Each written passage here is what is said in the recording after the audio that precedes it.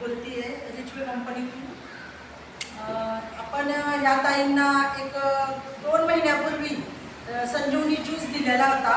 त्यांना काय आजार होता आणि त्यांना किती फरक पडला हे आपण त्यांच्याच तोंडातून ऐकू. सांगा ताई, तुमचं नाव सांगा.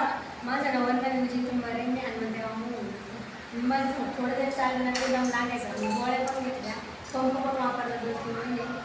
नंतर मी तुमचं संजीवनी ज्यूस घेतला, ते खरंच नाही मी 5-10 मिनिटं जर चाललं तर एकदम लागायचं.